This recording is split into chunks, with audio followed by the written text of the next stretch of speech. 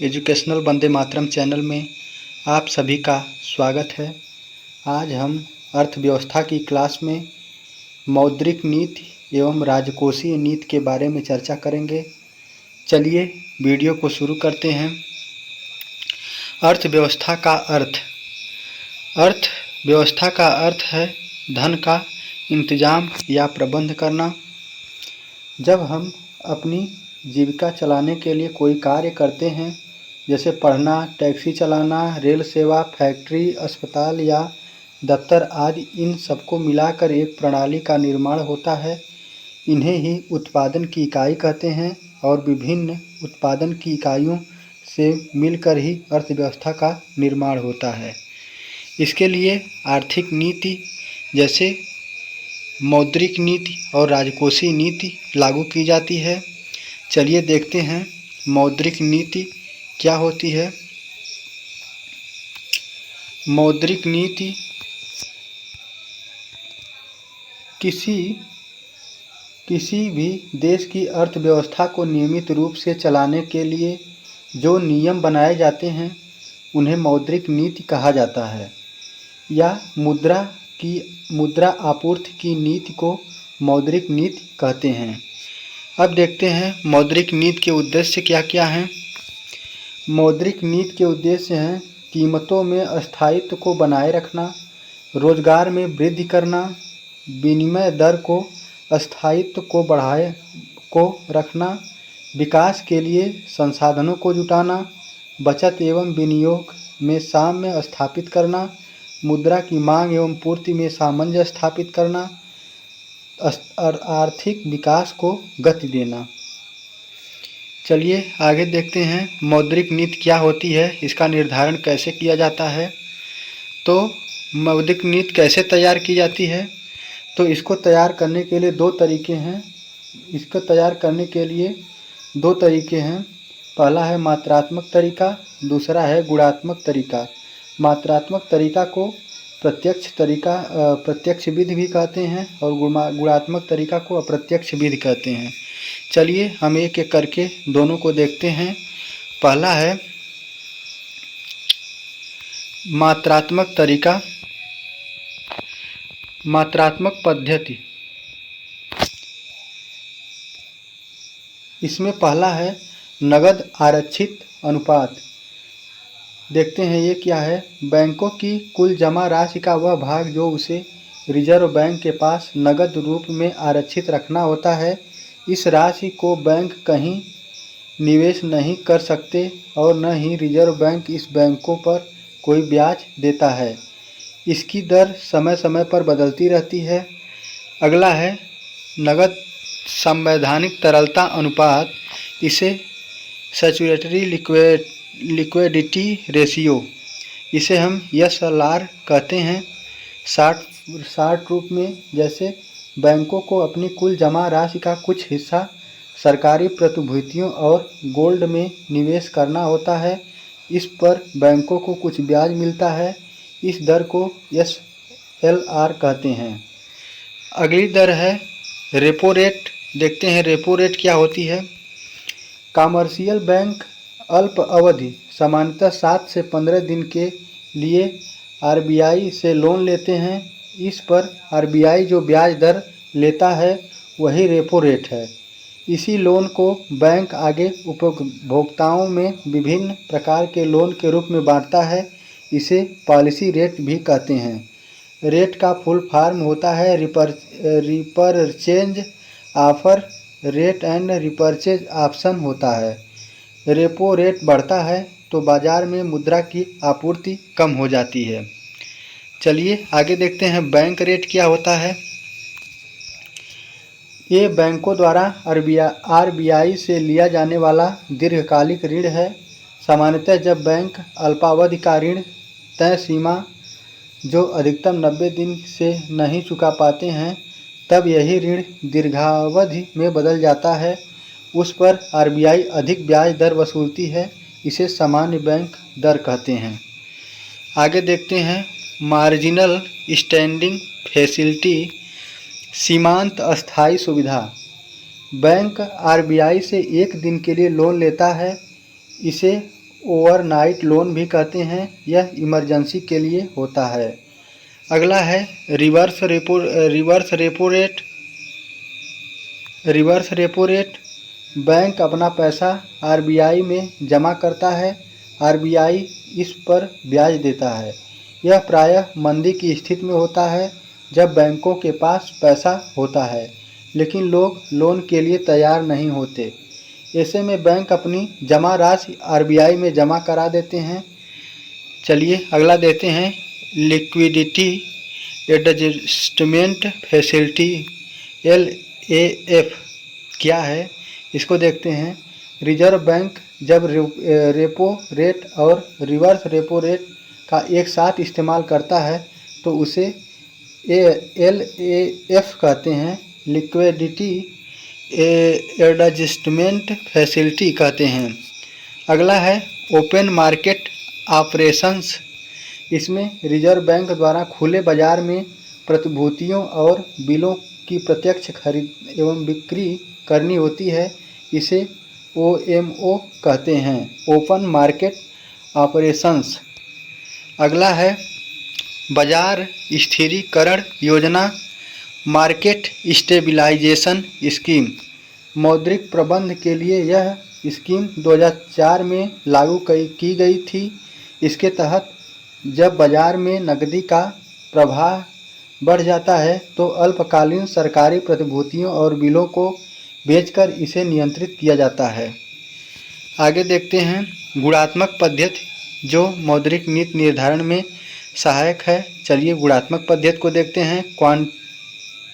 Qualitative method पहला है, इसमें मार्जिन आवश्यकताएं, मार्जिनल रिक्वायरमेंट। वाणिज्यिक बैंक सिक्योरिटी या स्टॉक के बदले बाजार में ऋण देता है। इन सिक्योरिटीज के असली मूल्य और ऋण की मात्रा में एक अंतर रखा जाता है, इसे ही मार्जिन कहते हैं। अर्थव्यवस्था में मुद्रा के प्रवाह को नियंत्रण करने के लिए आरबीआई इस मार्जिन की सीमा तय करता है। इसे मार्जिन आवश्यकता या मार्जिन अनुरोध कहते हैं। अगला है उपभोक्ता ऋण विनिमय, कंज्यूमर क्रेडिट रेगुलेशन। जब हम किसी सामान को किस्तों पर भुगतान करने की शर्तों पर खरीदते हैं, तब दुकानदार या फाइनेंस कंपनी हमें लोन देने से पहले डाउन पेमेंट की मांग करती है। बाजार में स्फीति की स्थिति होने पर रिजर्व बैंक भी वित्तीय संस्थाओं को न्यूनतम अग्रिम मुद्रा भुगतान डाउन पेमेंट की न्यूनतम सीमा तय करती है। मौद्रिक नीति में इसे कंज्यूमर क्रेडिट रेगुलेशन कहते हैं। चलिए आगे देखते हैं। अगला है चुनिंदा साख नियंत्रण उपयोग, सेलेक्टिव क्रेडिट कंट्रोल। अर्थव्यवस्था के किसी विशेष सेक्टर की वजह से मुद्रास्फीति बढ़ती है तो आरबीआई बैंकों को उस सेक्टर के विशेष ऋण की मात्रा को कम करने को कहता है, और जब अपस्फीति होती है तो उस क्षेत्र में ज़्यादा ऋण बढ़ाने को कहता है। इसे ही सेलेक्टिव क्रेडिट कंट्रोल कहते हैं। अगला है नैतिक सलाह। रिजर्व बैंक मौद्रिक नीति जारी कर बैंकों से अपेक्षा करता है कि वे इसके लक्ष्य और उद्देश्यों की पूर्ति के लिए सहयोग दें। वह समय समय पर बैंकों से यह भी आग्रह करता है कि वे रेपो रेट के आधार पर ही आगे ब्याज दरें तय करते हुए ऋण दें। चलिए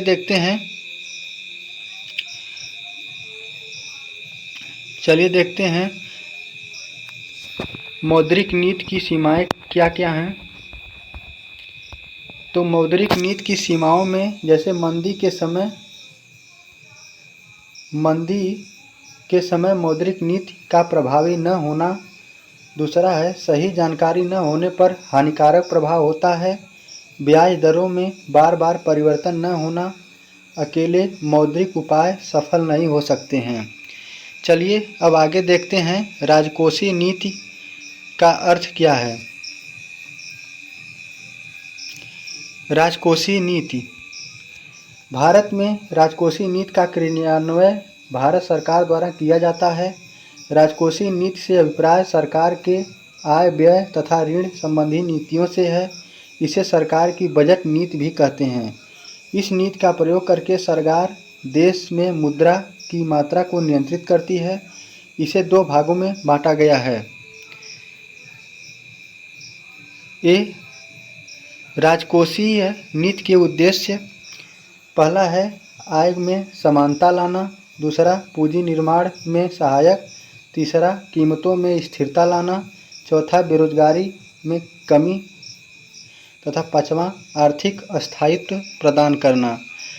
आगे है सार्वजनिक आय। चलिए देखते हैं। इसमें जैसे देखिए, कर राजस्व या टैक्स आता है। कर एक अनिवार्य भुगतान है जो सरकार को परिवारों, फर्मों, संस्थागत इकाइयों द्वारा बिना किसी प्रतिफल की आशा से दिया जाता है, जैसे GST, goods and service tax, VAT, value added tax, sales tax, service tax, entry tax, road tax, toll tax, education tax, stamp duty, entertainment tax, property tax, interest tax, professional tax, gift tax, domestic tax, custom tax आदि कई प्रकार के कर हैं। चलिए देखते हैं। कर राजस्व द्वारा साख नियंत्रण। टैक्स कम होने पर उसे सस्ती मुद्रा नीति तथा टैक्स अधिक होने पर उसे महंगी मुद्रा नीति कहा जाता है। यदि बाजार में मुद्रास्फीति अधिकतम होती है तो इसका अर्थ होता है कि बाजार में मुद्रा की मात्रा अधिक है। ऐसी स्थिति में सरकार मुद्रा की मात्रा कम करने के लिए टैक्स बढ़ा देती है। इसके फलस्वरूप बाजार में मुद्रा की मात्रा कम होने लगती है, जिससे मांग में कमी होगी और मुद्रास्फीति पर नियंत्रण हो जाएगा। चलिए आगे देखते हैं। यदि बाजार में मंदी न्यून की स्थिति में होती है तो इसका अर्थ है कि बाजार में मुद्रा की मात्रा कम है। ऐसी स्थिति में सरकार मुद्रा की मात्रा में वृद्धि करने के लिए टैक्स को घटा देगी। उसके फलस्वरूप बाजार में मुद्रा की मात्रा में वृद्धि होने लगेगी, जिससे मांग में वृद्धि होगी और मंदी पर नियंत्रण हो जाएगा। आगे देखते हैं। अगला है सार्वजनिक ऋण। सार्वजनिक ऋण से अभिप्राय है सरकार द्वारा जनता से उधार लेना। यदि बाजार में मुद्रास्फीति अधिकतम होती है तो इसका अर्थ होता है कि बाजार में मुद्रा की मात्रा अधिक है। ऐसी स्थिति में सरकार मुद्रा की मात्रा कम करने के लिए आकर्षक ब्याज दर द्वारा सार्वजनिक ऋण को बढ़ा देगी। उसके फलस्वरूप बाजार में मुद्रा की मात्रा कम होने लगेगी, जिससे मांग में कमी होगी और मुद्रास्फीति पर नियंत्रण हो जाएगा। चलिए अगला देखते हैं। यदि बाजार में मंदी की स्थिति होती है तो इसका अर्थ होता है कि बाजार में मुद्रा की मात्रा कम है। ऐसी स्थिति में सरकार मुद्रा की मात्रा में वृद्धि करने के लिए सार्वजनिक ऋण को घटा देगी। उसके फलस्वरूप बाजार में मुद्रा की मात्रा में वृद्धि होने लगेगी, जिससे मांग में वृद्धि होगी और मंदी नियंत्रण हो जाएगा। चलिए आगे देखते हैं। अगला है सार्वजनिक व्यय। सरकार की राजकोषीय नीति का सबसे प्रमुख उपकरण सरकारी व्यय है। सरकार इस नीति के अंतर्गत सार्वजनिक निर्माण कार्य, सड़क, बांध, पुल, शिक्षा, स्वास्थ्य, देश की रक्षा, कानून व्यवस्था, विभिन्न वस्तुओं पर आर्थिक सहायता आदि के माध्यम से सरकारी व्यय करती है। यदि बाजार में मुद्रास्फीति अधिकतम होती है, अगर बाजार में मुद्रास्फीति अधिकतम होती है तो इसका अर्थ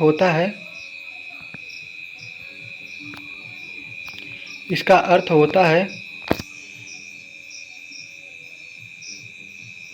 ऐसी स्थिति में सरकार मुद्रा की मात्रा कम करने के लिए सरकारी व्यय को घटा देगी।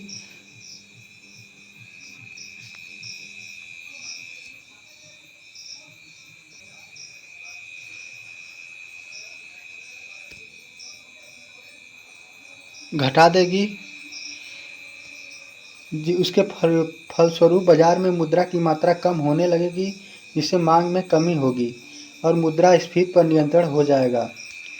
यदि बाजार में मंदी न्यून की स्थिति में होती है तो इसका अर्थ होता है कि बाजार में मुद्रा की मात्रा कम है। ऐसी स्थिति में सरकार मुद्रा की मात्रा में वृद्धि करने के लिए सरकारी व्यय को बढ़ा देगी। उसके फलस्वरूप बाजार में मुद्रा की वृद्धि होने लगेगी, जिससे मांग में वृद्धि होगी और मंदी पर नियंत्रण हो जाएगा। चलिए आगे देखते हैं। राजकोषीय नीति और मौद्रिक नीति में क्या अंतर है उसको देख लेते हैं। राजकोषीय नीति भारत सरकार बनाती है, जबकि मौद्रिक नीति आरबीआई बनाती है। राजकोषीय नीति सरकार के कोष से संबंधित है। मौद्रिक नीति मुद्रा की पूर्ति तथा ब्याज की दर से संबंधित है। राजकोषीय नीति हर साल बदलती रहती है। मौद्रिक नीति में बदलाव राष्ट्र की आर्थिक स्थिति पर निर्भर करता है। अगला है राजकोषीय नीति का मुख्य साधन करारोपण, सरकारी व्यय और सार्वजनिक ऋण है। मौद्रिक नीति का मुख्य साधन ब्याज की दर, सीआरआर, एसएलआर और खुले बाजार की क्रियाएं हैं। राजकोषीय नीति अर्थव्यवस्था की दिशा देती है।